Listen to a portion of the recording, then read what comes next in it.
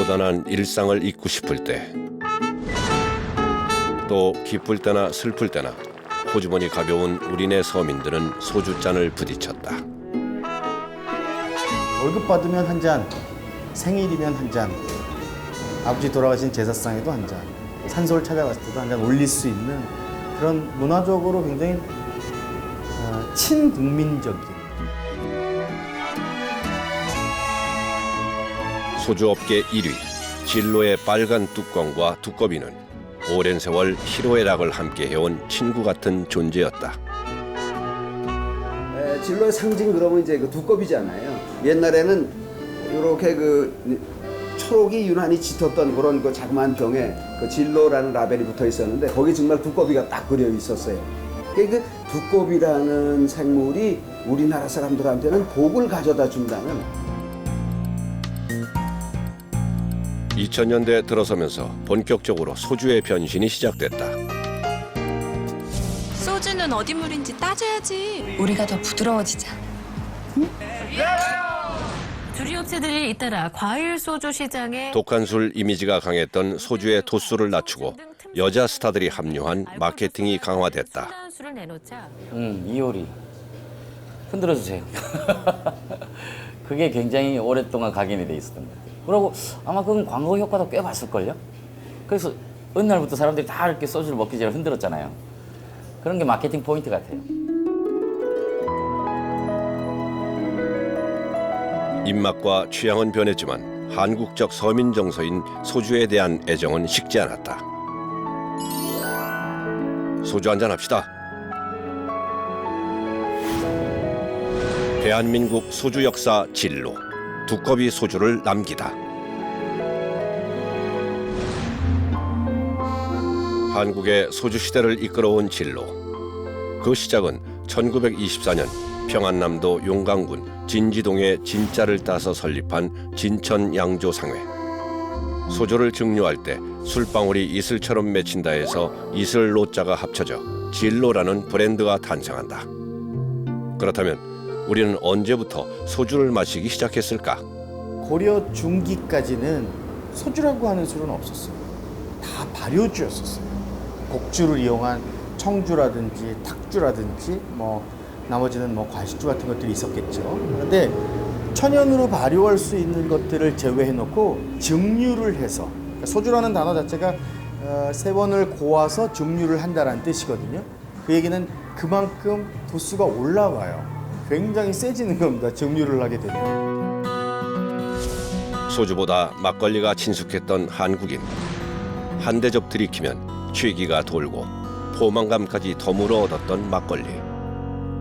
되나 말로 팔던 막걸리의 인기는 소주가 나오면서 점차 사그라들었다. 이 막걸리는 장기 보관이 불가능해요. 그리고 운반도 부피가 커서 불편합니다.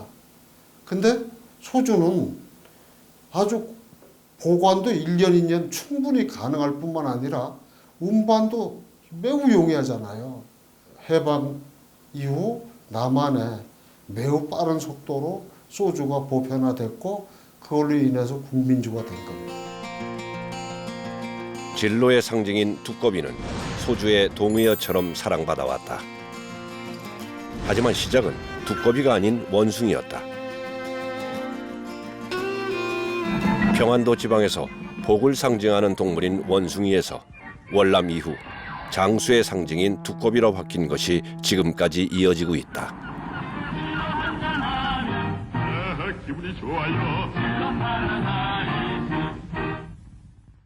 그 중국이나 이북에서는 이게 이제 복을 주는 동물이라고 그래가지고 좋아하는데 이남에서는 그걸 원숭이로 보고 그 재수없다 그러거든요. 그러니까 그러면 차제에 바꾸자. 그래가지고 그 장항엽 씨가 동물 사전을 일일이 들춰보고 찾아낸 게 두꺼비인데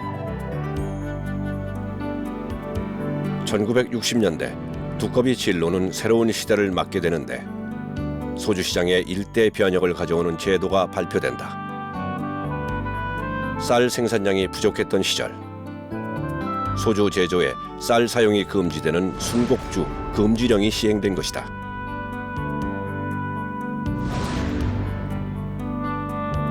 이때부터 소주는 누룩을 쌀이나 조와 섞어 제조하는 전통 방식의 증류 소주에서 제조 방식을 바꿔야 했다. 쌀이 아닌 다른 재료가 필요했다. 고구마를 주 원료로 한 주정에 물을 섞은 희석식 소주가 나오면서 소주의 대량 생산 시대가 열린다. 증류식 소주, 즉 곡물을 이용해서 소주를 만드는 행위를 법적으로 금지를 해요. 곡물관리법이라는 걸 내세워가지고 앞으로 곡물은 밥이나 해 먹어야 되지 어디 술 담아 먹고 하는 데는 도저히 못 쓴다라고 하는 제재를 가하기 시작해요. 이때부터 쭉 끌고 내려왔던 발효와 증류주라고 하는 것들이 일시에 소멸되기 시작을 한 거예요. 그래서 만들어진 게 희석식 소주예요. 소주의 대중화로 진로의 판매율은 가파르게 상승한다.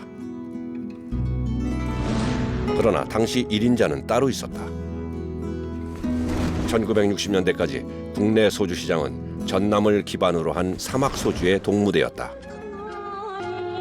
1945년 발표된 대중가요 목포의 눈물에 나오는 사막도가 바로 사막 브랜드의 기원. 사막 소주는 호남을 기반으로 소주 시장을 장악해 왔는데 진로에게는 실로 버거운 상대였다. 가수 남진 씨 이모부인 김상두 씨한테 넘어가면서 상호가 사막 양조로 바뀝니다. 근데 이 사막 소주는 우리나라 최초의 희석식 이 소주 회사인데 맛이 달달하고 그래서 당시 이제 호남 지방을 중심으로 해서 대단히 선풍적인 인기를 누렸거든요. 그러다 이제 1957년에 서울에 이제 상륙을 해가지고 진로의 경쟁자가 되기 시작을 합니다. 사막 소주와 진로 소주는 당시 애주가들의 입맛을 완전히 갈라놓았다. 진로는 금두꺼비 찾기라는 당시 파격적인 고객 경품 행사를 진행하며 총력전을 벌인다. 두꺼비가 그려진 진로의 병뚜껑을 가져오면 금두꺼비나 재봉틀을 나눠주면서 큰 인기몰이를 한다.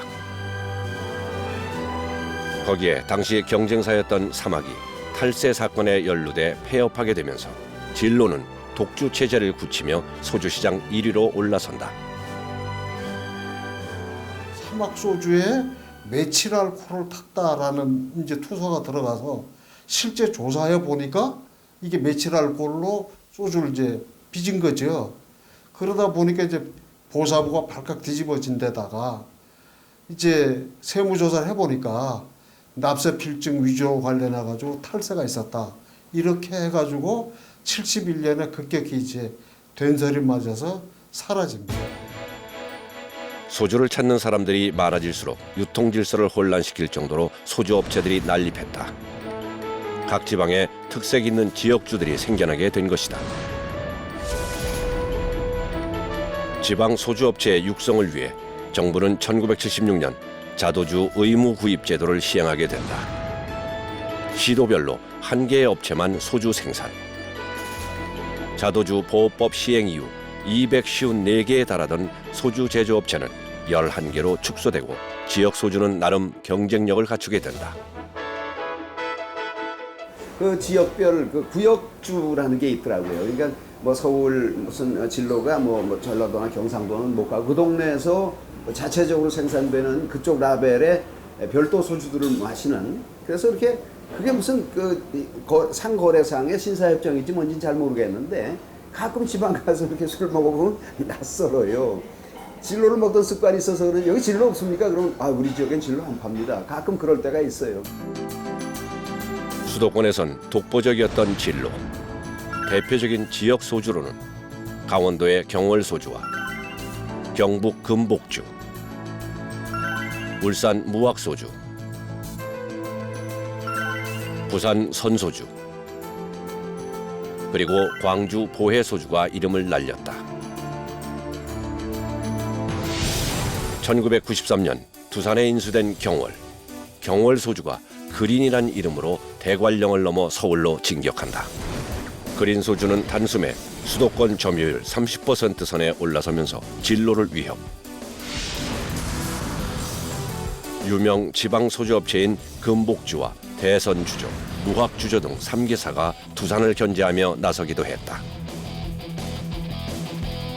그 당시 수도 경기권에서 자도주가 시작된 후에도 뭐 진로의 시장 장악은 대단했습니다만은 한 49% 정도가 진로가 장악을 했다고 봐야 됩니다. 그 중에 전체적인 시장 자도주가 시작되고 난 다음에 이제 49% 정도 점유를 하게 됐는데 그 중에 서울 경기권만 차지하는 게 한 70% 넘었었어요. 그래서 진로의 그 영업력, 마케팅 능력이 굉장히 뛰어나다고 봐야 되고. 지역 소주를 키운다는 명목으로 불평등 경쟁을 한다는 반발이 쏟아지자 1996년 헌법재판소는 위헌 결정을 내린다. 이로써 전국구 소주 전쟁 시대가 개막된 것이다. 아무래도 수도권이 이제 시장이 넓다 보니까 진로의 독점력이 굉장히 커지고 소주 업체 간에도 빈부의 격차가 커지게 된 거예요. 그러다 보니까 지방에 있는 중소업자들이 이거를 이제 헌법 소원을 하게 되죠.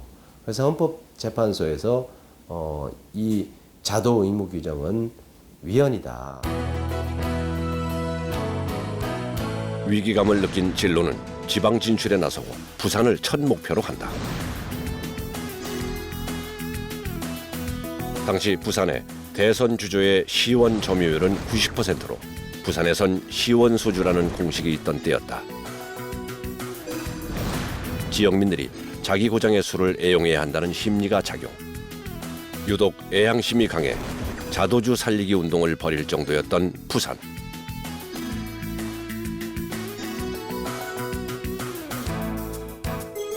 천만 관객 영화 해운대에 시원이 등장하면서 영화의 배경인 부산을 표현하기도 했다.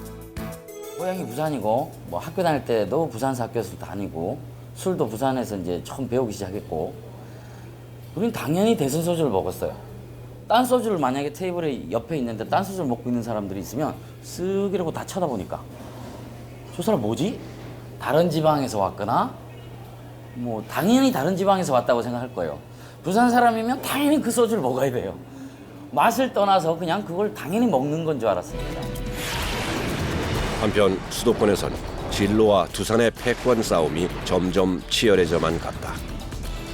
두산 주류에서 출시한 처음처럼 톱스타 이효리를 내세워 소주업계 최초 최단기간 100만 상자 판매 기록을 세운다. 이때부터 시작된 처음처럼과 참이슬의 대결. 치열한 제품 경쟁은 결국 허위 사실 유포, 비방으로 물들어갔고 그 뒤로도 한동안 진흙탕 싸움은 계속되었다. 이런 소주 시장 같은 경우는 광고 이런 것들이 좌지우지를 많이 합니다. 그러다 보니까 양사에서 서로 이제 비방 광고를 많이 했는데 최초로 비방 광고를 한 거는 참이슬 측입니다. 처음처럼이 이게 50%가 일본의 어떤 자본을 받아서 왔다. 결국은 이걸 사 먹으면 일본에 외화가 유출되는 그런 격이 된다. 이런 식으로 홍보를 많이 했습니다. 사실 허위 사실이거든요.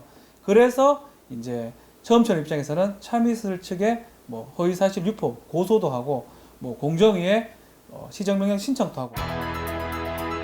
소주 시장의 강자. 하지만 1등은 항상 불안하기 마련. 1980년대 중반부터 저알코올 맥주를 선호하는 사람들이 늘어나면서 진로는 새로운 사업에 나설 준비를 하고 있었다. 1991년 비열 처리 맥주로 정평이 난 미국의 쿠어스사와 합작. 소주만 고집하던 진로는 1994년 카스 맥주를 출시한다. 우리나라 이제 맥주 산업을 보면 오비하고 크라운이 이제 이렇게 그 복점 구조로 돼 있잖아요. 그래서 이런 걸 이제 정부에서 깨기 위해서 노력을 많이 했죠. 근데 그 당시만 하더라도 카스 맥주는 전혀 수지 타산을 못 맞출 때예요. 돈만 많이 들어갈 때는. 진로의 운명을 가르는 태풍은 엉뚱한 데서 휘몰아친다. 1996년 노태우 대통령에게 비자금을 건네준 대기업 총수. 대우그룹 김우중, 동아그룹 최원석, 한보그룹 정태수, 그리고 진로그룹 장진호 회장. 자금난을 견디다 못해서 어제 화의 신청을 낸 진로그룹 6개 회사 가운데 3회사가 오늘 결국 부도 처리되고 말았습니다. 이 여파로 주가가 폭락하고 환율과 금리는 올랐습니다. 갑작스런 부도. 1988년 창업주 2세였던 장진호 회장이 취임한 이후 탈주류 선언, 무리한 사업 다각화를 벌인 결과였다. 갑자기 그 시외버스 터미널을 사업을 진출을 했었어요. 그리고 또 케이블 TV가 당시에 했습니다. 그쪽에도 진출을 했었고, 진로전자라는 걸 들어보셨는지 모르겠지만 그 갑자기 이제 일반인들이 사용하는 가전제품을 만들겠다고 또 진출을 했었고, 그다음에 금융회사를 만들었어요. 대부업체라든가 이제 종합금융회사라든가. 진로의 운명을 결정적으로 뒤바꾼 잘못 끼워진 단추가 있다. 바로 골드만삭스와의 악연. 어느 날 국제금융시장을 주도하는 골드만삭스의 투자 전문 컨설턴트가 장진호 회장을 방문한다. 부도를 막아주겠다는 골드만삭스의 호의에 의아해했지만 의심할 겨를이 없었다. 지푸라기라도 잡아야 했기 때문이었다. 진로와 골드만삭스는 정말 만나서는 안 될 그런 사이였다고 봐야 되겠죠. 왜냐 그러면은 이게 이제 역사를 반추해 보면은 진로한테 골드만삭스가 1990년에 접근을 합니다. 접근을 하는데 의도적 접근이라고 봐야 되겠죠. 그 당시에 1990년대에는 88 올림픽 끝나고 대한민국의 산업이 굉장히 융성화, 굉장히 잘 치고 올라갈 때입니다. 한국 시장을 이렇게 보니까 굉장히 앞으로 발전 가치도 있고 성장성이 빠른데, 여기 보니까 아직까지 여러 가지 금융 장치라든가 그 다음에 뭐 어떤 그 전략상의 시스템이라든가 이런 것들이 촌스럽게 그지없단 말이죠. 결국 자문을 빌미로 진로그룹의 기밀을 공유하게 된 골드만삭스. 곧 중요한 사실을 알아내는데, 바로 진로가 흑자 도산 상태라는 것. 알짜 기업임을 눈치챈 골드만삭스는 진로의 부실 채권을 매입하기 시작한다. 진로가 너무 순진한 겁니다. 장진호 회장부터 시작해서 그 경영진인데 왜 순진했냐 그러면은 세계적인 골드만삭스가 자문해 주니까 우리는 곧 세계적인 기업으로 거듭날 것이다 라는 그런 환상이 있지 않습니까? 여기에 대해서 정보를 다 준 겁니다. 골드만삭스한테. 골드만삭스한테 일일이 회계부터 시작해서 정보를 다 주니까 그 골드만삭스가 앉아서 아주 알찬 정보들을 그대로 다 알게 되는 거죠. 그래서 그걸 뒤쪽으로 해서 암암리에 아주 채권들을 값싸게 다 사들이게 되죠. 골드만삭스의 도움으로 부도의 위기에서 벗어나는 허황된 꿈에 젖었던 진로. 진로를 매각하겠다는 골드만삭스 측의 갑작스러운 통보. 알고 보니 부실 채권을 슬금슬금 사들였던 골드만삭스가 진로의 최대 채권자가 됐고, 2003년 법정관리 신청을 하면서 매각을 주도했던 게 드러났다.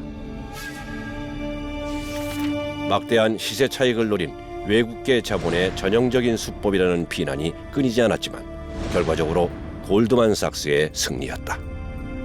아주 암암리에 진로 채권을 매입해드리기 시작을 합니다. 그러니까 아무도 몰랐어요. 매입 가격은 액면가의 10% 내지 15% 정도로 헐값에 인수를 하죠. 그래서 얼마만큼을 사들이냐 하면 총 3,400억 원어치의 채권을 삽니다. 그래서 골드만삭스가 최대 채권 기업이 돼버려요. 전 국민의 억장이 무너지는 것 같았다. 장진호 회장의 뒤늦은 후회. 하지만 이미 때는 늦었다. 그리고 만천하에 드러난 장진호의 비자금 횡령. 소주업계 1위였던 진로그룹 창업주 고 장하격 회장의 차남으로 형등과 경영권 분쟁을 거친 뒤 37살이던 1988년 2대 회장에 취임했습니다. 장진호는 진로가 공중분해된 뒤 분식 회계와 비자금 횡령 등의 혐의로 구속, 돌연 해외로 도피했다. 중국에서 도피 생활을 해온 장진호 전 진로그룹 회장이 중국 베이징에서 심장마비로 사망했습니다. 주중 한국대사관 관계자에 따르면 장 전 회장은 지난 3일 베이징에 있는 자택에서 심장마비 증세로 쓰러져 병원으로 이송됐지만 결국 숨졌습니다. 진로그룹의 창업 2세 장진호 회장. 무너진 그룹의 재건을 꿈꿨지만 해외 도피 생활을 하다 결국 허무하게 생을 마감했다. 비운의 주인공처럼 저렇게 이제 중국에서 비참한 최후를 맞게 되는 그런 형태가 있는데, 그런 거 보면은 우리 지금 현재도 재벌들이 반면교사를 해야 될 부분이 있습니다. 자체적으로 지금은 기업들이 대부분 시스템화되어 있습니다. 의사결정이라든가 이런 것들이 되어 있기 때문에 아무리 오너 경영이라 할지라도 일방적으로 또는 시장 질서를 왜곡시키는 그런 경영을 하지 않습니다. 진로의 새 주인은 누가 될 것인가? 세상이 주목한 가운데 아시아 최대 규모의 인수전이 펼쳐진다. 한국 사람들 서민의 술 하면 역시 소주지요. 그런데 이 소주업계 대명사 진로가 올 최대 매물로 나와서 서로 인수를 노리고 있는데 외국 자본까지 눈독을 들이고 있어 걱정입니다. 한국 소주 진로를 둘러싼 쟁탈전. 아사히, 산토리, 기린 등 일본의 대형 주류 업체들도 입찰에 뛰어들었다. 이 진로 소주가 부도나면서 중국, 홍콩, 싱가포르에 있는 자본 세력들은 최대 황금어다. 그리고 또 다른 사업과는 달리 매출 규모는 비교적 한 1, 2조에 불과하다 손 치더라도 그 이익률이 어마어마하죠. 그래서 황금알을 낳는 겁이다. 이래서 굉장히 많이 노크를 하고 군침을 흘렸죠. 대부분의 언론은 롯데, CJ, 두산 3파전을 예상했다. 하지만 결과는 모두의 예상을 뒤엎었다. 입찰업체 중 외형이 가장 작은 하이트가 진로의 새 주인이 됐다. 하이트 맥주의 어떤 힘이 국내 굴지의 대기업들을 제치고 진로를 품에 안을 수 있게 했을까? 그리고 또 두산그룹이 경월을 인수해가지고 소주시장에 진출을 하고 롯데도 진출하고 이랬던 이유처럼 하이트도 언젠가는 소주에 진출하고 싶어서 사실은 지방에 있는 소주 업체들과 타진이 많았죠. 그러나 다 이루어지진 않았습니다. 그런 과정에서 그런 상황 속에서 진로가 매물로 나왔으니 하이트로서는 놓칠 수 없는 그런 거죠. 1980년대까지 오비 맥주는 맥주업계 1위를 달리고 있었다. 당시 조선 맥주였던 하이트의 크라운 맥주는 항상 오비 맥주와의 경쟁에서 조금씩 밀렸다. 시간이 흘러 진로 인수전에서 또다시 맞붙은 두산과 하이트 맥주. 결국 오랜 라이벌을 꼭 꺾어야 말겠다는 두 기업 간의 자존심 대결이었던 것이다. 하이트로서는 진로 인수가 그룹의 도약을 당기는 결정적 선택이었죠. 박문덕 회장인데 96년도죠. 96년도에 지금도 기억나는 이제 하이트 맥주. 그 전에 크라운이었지 않습니까? 그 전에 크라운이었는데 박문덕 회장이 경영에 들어오면서 이 크라운 맥주가 왜 늘 2등을 하느냐? 오비 맥주에 밀려서 여기에 대해서 늘 퀘스천 마크를 달고 있었어요. 2005년 진로와 하이트 맥주가 합병되면서 제2의 전성기를 노리는 하이트 진로. 그 결과 진로 소주는 세계에서 가장 많이 팔린 술, 세계 증류주 시장에서 10년 연속 판매 1위라는 신기록을 세운다. 진로그룹은 사라졌지만 시간이 지날수록 그 명성과 브랜드의 가치는 더욱 높아진 셈이다. 소주 한잔 합시다. 소주를 기반으로 해가지고 주류 업체가 우리나라 재계 랭킹 30위에 든 것은 아마 굉장히 보기 드문 그런 그 경우였어요. 창업 2세가 맞은 위기. 그 당시 90년대를 접어드는 것부터 2세 경영 체제이긴 합니다만 2세 경영 체제들이 일부 사회에 지탄을 받는 행동들을 많이 했죠. 겸손하지 못하고 무작정 사회 다각화를 시작하고 소위 배고프던 시절을 모르고 결국 부도를 맞은 진로. 소주로 큰 기업인 만큼 그게 그 기업이 부도난다는 사실에 대해서 국민들이 굉장히 좀 마음이 안 좋았습니다. 왜냐하면 슬플 때나 기쁠 때나 같이 했던 진로 소주였는데. 진로 그룹은 해체됐지만 브랜드의 명성과 가치는 살아남았다. 대학을 갔고 또 군대를 갔고 사회초년병에 첫 입사를 해서 먹었던 그 빨간 병의 기억은, 그 빨간 뚜껑의 기억은 웬만해선 잔상이 사라지지 않아요. 두꺼비 진로, 우리에게 남긴 것은 무엇일까?